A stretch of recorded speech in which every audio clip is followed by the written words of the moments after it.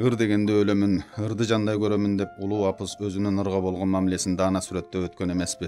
Таланттуу акын кыздарыбыздын бири Калича Жакупова да жазмышымда жаркын күндөргөн беле жашырбастан ыр саптарын жаратам, ырга шерик жашасам да мейли эле ыр дүйнөнүн кулу болуп баратам деп өзүнүн ырга айланган дүйнөсүн мыкты сүрөттөп берген. Каличанын чыгармачылыгы менен жакындан таанышып чыкканыбызда анын поэзияга жасаган мамилесинин олуттуулугун, жаңычылдыгын, анан да айтайын деген ойду ачык айрым бере алган артыкчылыгын байкоого болот. Калича Жакупованын Эйфория деген чакан ыр жыйнагындагы Сырдашуу, Оюн, 0770, Амнезия аттуу ырлары кыргыз элинин кайталангыс таланты Табылды Мукановдун сүйүү метафораларын эске салат. Ал анткени жазайын деп камданып ыр жазган акын эмес, жазбай кое албаган талант. Бул чакан ыр жыйнакты колго алып, автор менен эйфорияга чогуу чыгуу окурман үчүн жалаң ырахатты гана тартуулайт.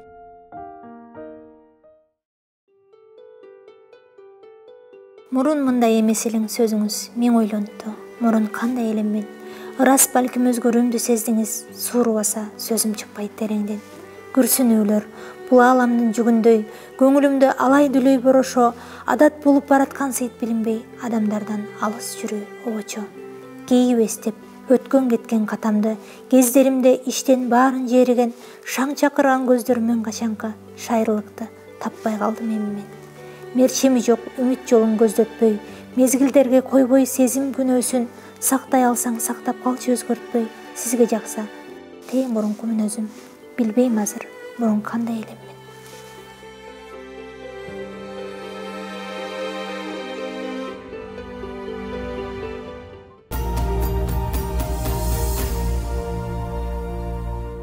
Саламатсыздарбы, урматтуу телекөрүүчүлөр, сиздердин назарыңыздарда Адаби айдың адаби публистикалык телекөрсөтүүбүз. Бүгүнкү көрсөтүүбүздүн коногу акын кызыбыз Калича Жакупова. Саламатсызбы?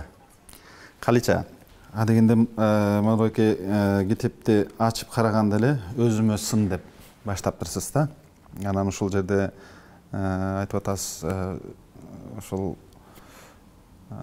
турмушка дагы ак караны мындай бир иргегендей, өзүңүздөгү анча мынча өзүңүз багы кыялыңызда макул болбой калган нерселерге мындай басым жасап айткан жерлериңиз бар экен да. Эмне көп түйшөлтөт сизди негизи эле турмушта? Өзүңүздү кандай сын көз менен карап жүрөсүз? Алдыга койгон максаттарым өтө көп. Ал балким бир коомдук максат ошолор болушу мүмкүн. Бирок ошол нерсенин чети да оюлбаган сыяктуу сезиле берет мага. Дайыма бир нерсеге жетишпей калчудай, дайыма бир нерсени жасаганга үлгүрбөй калчудай, дайыма шашып, дайыма ошол нерсени бүтүрсөм дегендей кыялдар менен, максаттар менен жашайм. Ал эми бул сиз айткан өзүмө сын деген ырымда акындыкты да алып жүрүү кээде оор болуп кетет. Себеби дайыма аял кишиге, акын эркек акындан дагы аял акын болуу оорураак экенин билдирет. Себеби аял дайыма үйдүн очогун өчүрбөөчү, ошол үйдү алып кетчү адам болуп эсептелинет. Анан биздин коомдо дагы эми көп акын эжелерибиз, көп акын эжелерибиздин чыгармачылыгы турмушка чыккандан кийин солгундай түшөт. Балким алар үйдүн түйшүгү, көр тирликке аралашып кетип аткан учурлар болот. Ошол нерселер дагы мени албетте түйшөлтөт. Ошол андан сырткары көп сыны болуп калчумун. Эмне себептен? Сезим жаатында ырларды, сүйүү ырларын көбүрөөк жазасың деген. Балким аял кишинин жан дүйнөсү ошол сезимге, сүйүүгө жакыныраактыр деп ойлойм. Ошол себептен ошол темаларга көп кайрылам.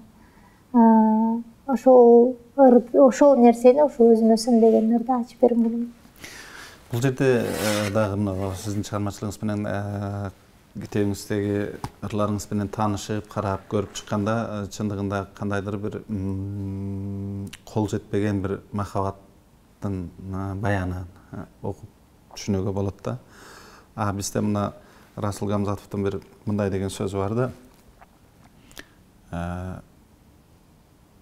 Аял үчүн өзгөчө эне болуу бактысы бардыгынан жогору турат деп. Ал мен өзүмдү, энемди мындай элестетем дейт да. Эртең менен кумарасын көтөрүп булакка барып суу алып келип, от чагып, анан бешик терметкен дейт. ошол эле булактан алып келген сууга ушундай бир аяр, бир ыйык нерсеге мамиле жасагандай мамиле жасап, ошол эле учурда келип колонтосундагы отко дагы бир ыйыктардын ыйыгына мамиле жасагандай аяр мамиле жасап, анан бешикти терметкенде бала менен бешик терметкенде ошону да бир ыйык нерсеге мамиле жасагандай аяр мамиле жасап, алдан эден кооптонгондой бешикти терметкенде дагы ошондой, от жакканда да ошондой, суу алып келгенде да ошондой дейт. Анан дагы кандай элестетем мен апамды дегенде, суу алып келип, от жагып бешик терметкен, бешик терметип, от жагып суу алып келген. Ушуну гана элестетем дейт да. Биз Калийча Жакыпованы кандай багытта элестете алабыз негизи? Ошол сыяктуу эле мен деле эртең менен жумушума кетип, кечинде үйдө аялга тиешелүү жумуштар менен алек болуп, бирок ошол учурда менин бир эркиндигим, менин кыялдарым менен жашайм. Ошол мен сурайын дегеним, сиз келечекте өзүңүзгө кандай максат коесуз? Маселен, бул ошол мен айтканым жанагы бир жетпей калган, кол жетпеген махабат темасында жазылган ырлардын негизинде айтып атам да, сиз турмушка болгон өзүңүздүн көз карашыңыз кандай деген маселе? Бул жаатында чыгармачылык, мен үчүн чыгармачылык. Азыр жолдошум бар, ал чындыгында эле колдоп, эч кандай бир мен ырларым боюнча, чыгармачылыгым боюнча маселе деле жаралган эмес. Таанышканыбызда деле ушул ырларымды окуп, ошол аркылуу таанып калган. Андыктан андай деле бул жаатында дагы деле мындай чыгармалар жаралышы мүмкүн, токтоп калат же жазбай калам деген кооптонуу жок. Раматылык Майра Керим кызы айткан экен, жолдошуна барып, канат кечирип кой, мен бирөөнү сүйүп калдым, эмне кылам десе, жолдош айткан экен, ырдай бер, ырдап жүрүп чыгарып берсең болот аны деп. Сиз бүгүн жазган ырларыңызда деле ошол махабат темасы, мына бүгүн өзүңүз турмуш куруп, турмуш жолундагы бирөөнүн бир бактылуу жары экенсиз. Бирок ошондо дагы сизде махабат темасында, сүйүү темасында ырлар көп кездешип атат. Ал ырлар кимге арналып жазылып атат? Буга чейин жазылган ырлар болчу, турмушка чыкканга чейин жазылган ырлар болчу. Эгерде келечекте чын эле Майра Керим кызыныкындай болуп калса, балким мен деле жолдошума айтышым мүмкүн. Бирок адам негизи, акын негизи өзүнүн дүйнөсүн сезген, ошол учурда туйган нерселерин жазат да. Аны сыңары мен деле жашыра албай калышым мүмкүн, жазган учурум болушу мүмкүн. Ал нерсени болбойт деп, таптакыр болбойт деп четке агуу да мүмкүн эмес. Бирок азыркы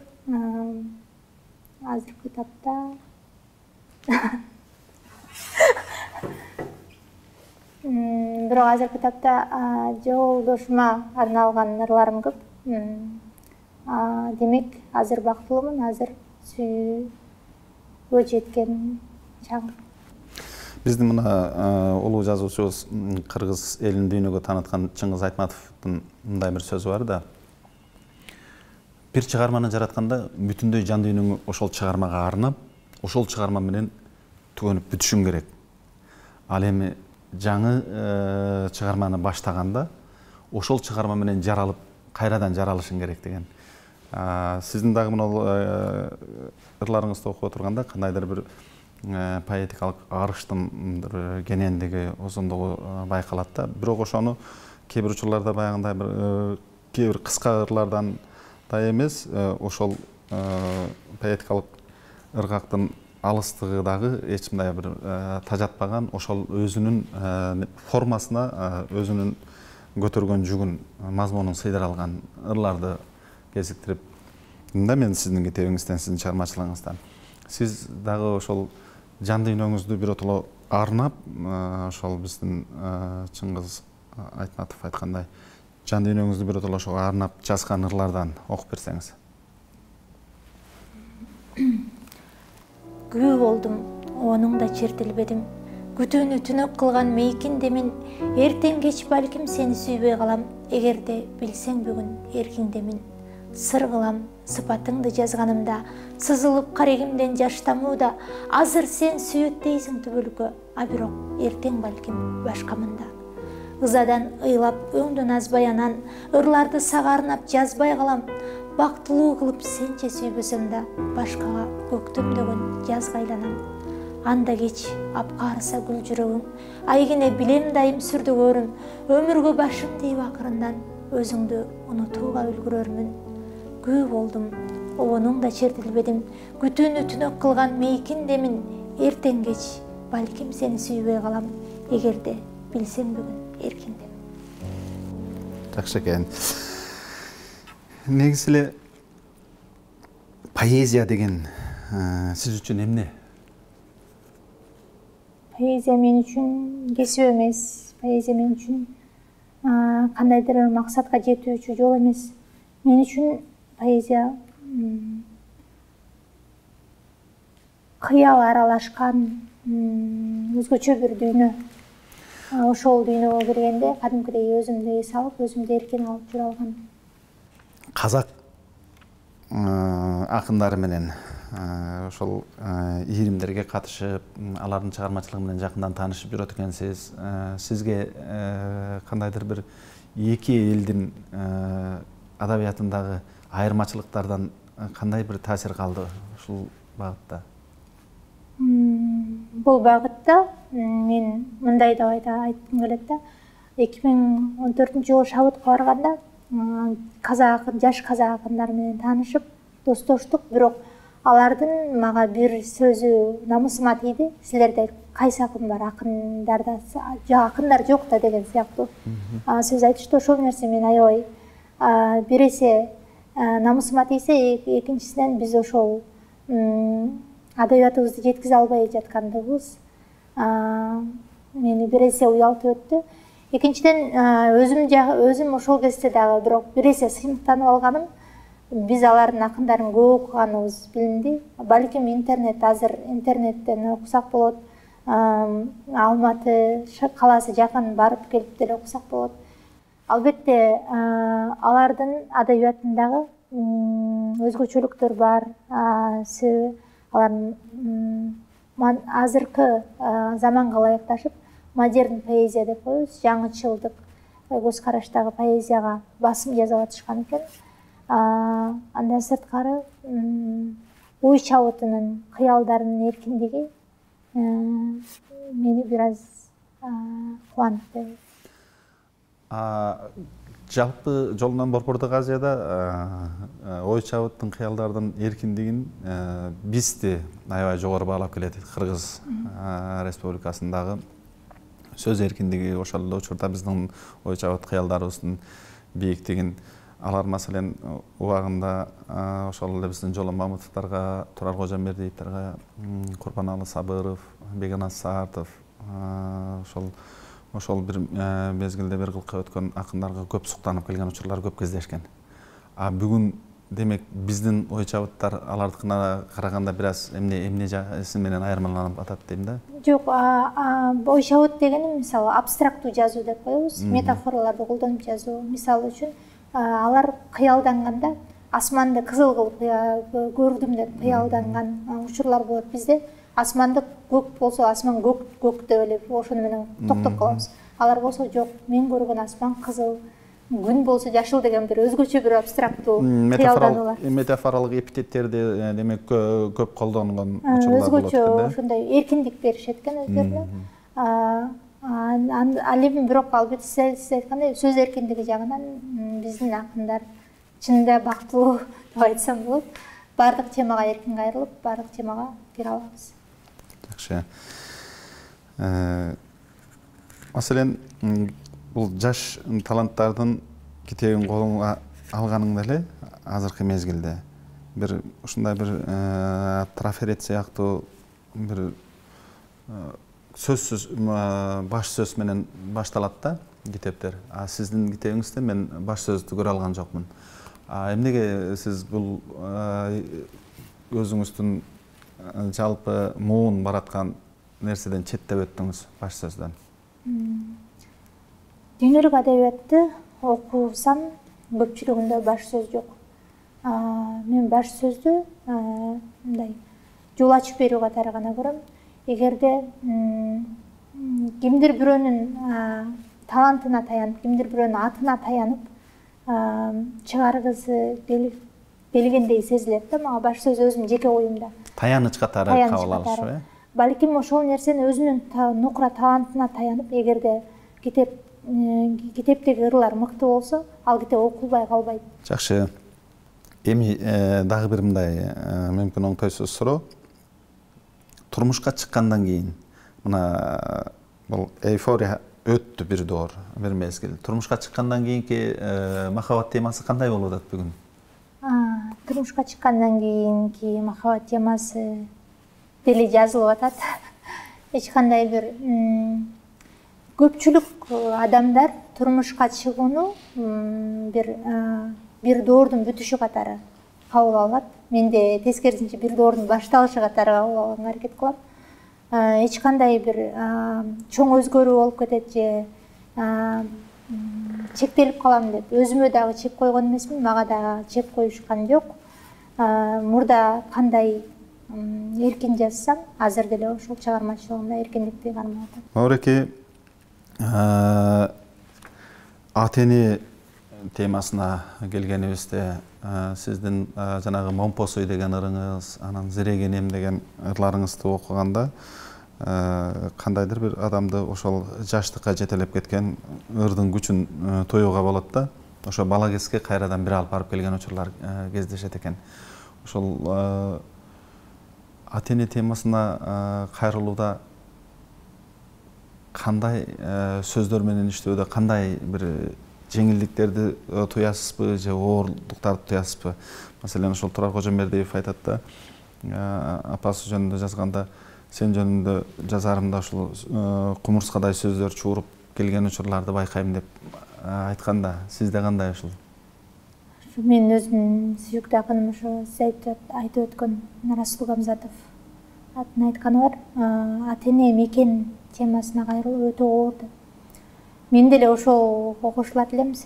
Сөздүн мыктысын тандасаң дагы ошол сөз ага татыксыздай болуп, андан да бир жакшысын издегендей бир боло берет, абал боло берет. Бирок бул жазган ырларым ошол өткөн балалыкты эстеп отуруп, азыр деле атама барганда, азыр деле чөнтөгүнө кол салып конфет барбы деп издеген учурларым болот. Атам дагы мен келет деп чөнтөгүнө конфет салып койгон учурлар болот. Ошол нерселерди алып жегенде кадимкидей өткөн кезимди эстеп, анан ошондон улам чыккан учурлар. Апамды эстегенде, апамдын жалынып аткан учурларын эстеп кеткенде ошол нерселер таасир берген учурда жазылып калат. Бирок ошондо дагы жазылгандан кийин да көпкө ушул ырларга, башка темадагы ырларга караганда ата-эне темасына жазылган ырларды көпкө чейин коомчулукка бере албай, чыгара албай, балким дагы бир жеринен кемчилиги бар деп аябай көпкө чейин ойлонгон кездерим көп болот. Сиз өзүңүз жогоруда айткан Момпосуй ырын окуп берейин. Эчен ирет чарчап келип ишинен, эң изгисин тандап сөздүн ичинен, эркелетип маңдайыман сылачу, эрмегим деп зирек кызым кичинен. Алан сайын өпкөрүтүп балалык, ашкан эрке болгондугум дагы анык, апамды да укпай шоктук кылчумун атам үйдө жүргөнүнө таянып. Эже агамдын жерге таштап сөзүн же, ээн баштык кылсам дагы көзүнчө, атасынын эрке кызын урбайт деп ал убакта баатыр элем өзүнчө. Кылсам дагы кызга жат көп жорукту, кылыгыма атам дайым болушчу, жадаганда көктүгүмөн апамдар жазбай тарткан атасын деп коюшчу. Жумушунан кармалганда кеч келбей, жолду карап убакытты өткөрмөй, алып келген Момпосуйду мен жейм деп адат эле чөнтөктөрүн текшермей. Баары эсте калган өңдү жазылуу, билем кыйын сагынчымды жашыруу, желбей дали Момпосуйлар атамдын жүргөн чыгар чөнтөгүндө катылуу. Балалыктын таттуу ирмеми дагы эле жүргөн чыгар чөнтөгүндө. Мыкты саптар. Сырдашуу деген ырыңыз өзгөчө бир мындай мааниге ээ болгон ыр экен, диалог темасында жазылган. Көп акындарда бул стиль кездешпейт. Диалог темасындагы ырды окуп көргөндө ошол эле учурда таасири дагы бир өзгөчө, башкача таасир берди да мага. Ошол экспромттон сырдашып калган курбуңузга жазган ырыңызды окуп берсеңиз жакшы болот эле. негизи бул экспромт темасын сырдашы экспромтту жазганда ушул стилге басым жасаганга, кийинки чыгармачылыгымда басым жасаганга аракет кылсам деп ойлодум. Себеби чындыгында эле биздин адабиятты окуп көрсөм өтө сейрек кездешкен, чынында толук кездешпеген деп да айтсам болот. Бул эми адабияттануу илиминде риторикалык кайрылууларга кирет да. Маселен, адамдын көңүлүн өзгөчө бир кайрылуу менен буруп туруп, ошондо тиги баяндоо окуп берсеңиз жакшы болот эле. Сырдашу.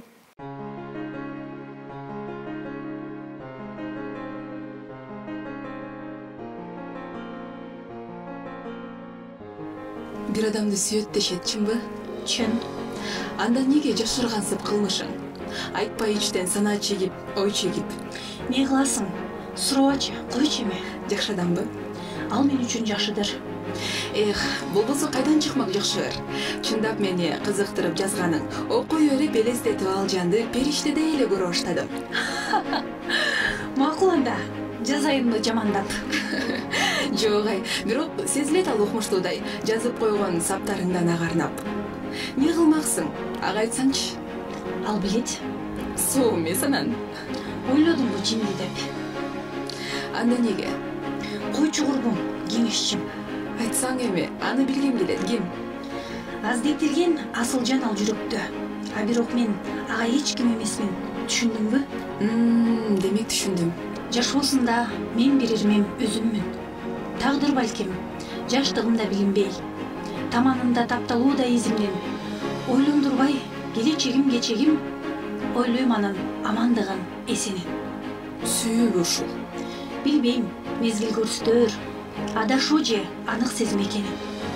Аны дале сүйөсүң да, чынбы? Чын.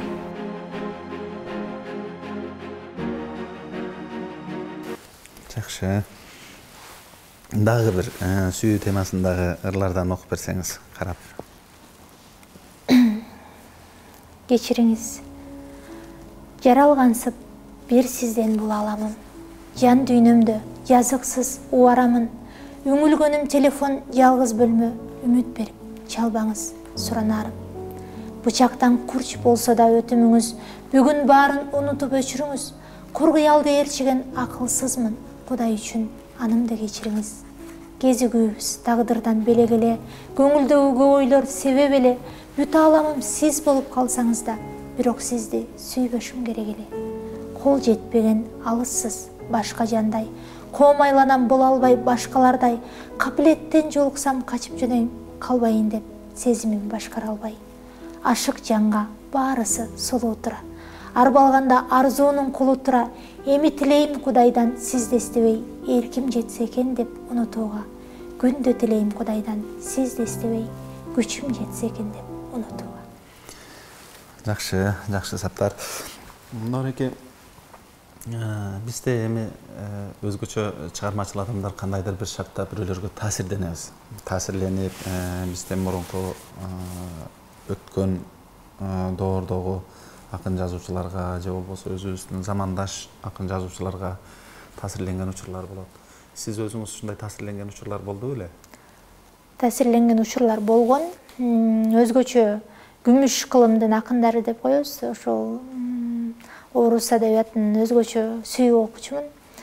Алардын ичинен Марина Светаеванын чыгармачылыгына аябай таасирленген, аябай жакшы көрүп окугам. Белла Ахмадуллинанын чыгармачылыгы, Анна Ахматованын чыгармачылыгы. Мен өзгөчө бир башка дүйнөгө жетелеп кеткендей учур болгон. Ушинтип да жазса болот турбайбы?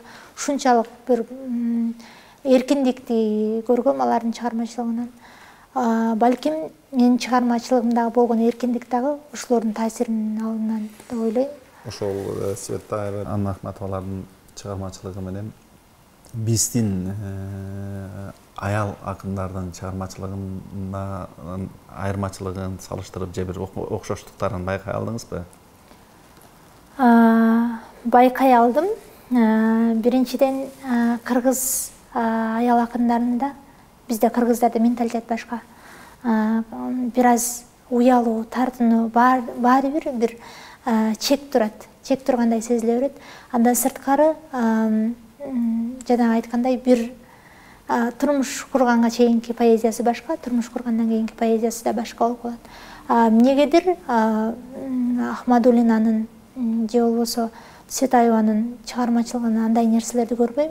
Алар бир түбөлүктүү бир эркиндикти алып алган сыяктуу сезилчү мага. Сүйүү темаларына эркин кайрылышат,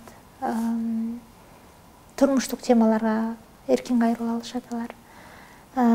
Мисалы бизде күйөөсү менен урушуп кетсе да ал нерсени коомчулук билип калат деген иретте жазбай калышы мүмкүн. Алар күйөөсүнө таарынса, урушса дагы жазат. Мындайча айтканда чексиз эркиндикти алган акындар деп ойлойм. Ал эми биздин өзүбүздүн акындарданчы, биздин кыргыз акындарынан? Биздин өзүбүздүн акындардан Сагын Акматбекова эженин чыгармачылыгын аябай баалайм, аябай жакшы көрүп окуйм. Сагын эженин чыгармачылыгында дал ошол орус акындарын, мен таасирленген орус акындарынын эркиндиги бар деп айтсам болот. Бүгүнкү кыргыз поэзиясына жаңадан кадам таштап аралашып, мына алгачкы китептерин, алгачкы ыр жыйнактарын чыгарып кирип аткан адабий чөйрөдөгү өзүңүздүн калемдештериңизге болгон бир мындай бир сын көз менен карай турган, айта турган пикирлер же болбосо алардын алгылыктуу жактарын айта турган кандай пикирлериңиз бар? 90-жылдан кийин биздин экономикага ылайык балким бир аз адабий чыгармачылык солгундап кеткендей сезим калтырган. Бирок азыр мына бир чоң бир дүбүрт келаткандай сезилет мага. Арт-артынан китеп чыгарып, арт-артынан бири-бирин колдоп, ушундай бир ынтымакта келаткан бир чоң дүбүрт бар. Бирок сын катары айта кетсем, бизде ошолорду мындай болуш керек же мындай болбош керек деген сын айткан адам жок. Сын, адабий сын бизде азыр өтө начар деп айтсам болот. Эми улуу муундагы сынчы бар, бирок аларга балким биздин жаш муундун чыгармачылыгы али жете элек. Эгерде анын кемчилигин, артыкчылыгын ачык айтылган болсо, балким мындан дагы чоңураак бийиктикке жетмек деп ойлойм. Андан сырткары бизде эми азыр окуйт, адабиятты окуйт десе, тил билген акындарыбыз азыраак болуп атат. Ошол себептен түрк адабиятына, ошол эле түрк тилдүү адабиятка деп айтайын, ошол эле башка Европа адабиятына кайрылган, ошолорду окуган акындарыбыз аз. Сейрек бар. Мисалы үчүн Алтынбек Исмаилов агабыз түрк адабиятында көптөгөн акындардын чыгармаларын которуп, бизге жеткиргенге аракет кылып атат. Сизге бир мындай бир мүмкүнчүлүк берели, жакшы ырлардан бир окуп берсеңиз. Жаратканым, рахмат сага миң жолу.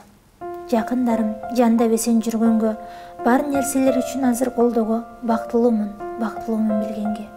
Өмүр дайрам үчүн жарты кечилген, өзөк үчүн ийилсе да сынбаган, катам үчүн пенделиктен кетирген, калем үчүн жазыла элек ырганан.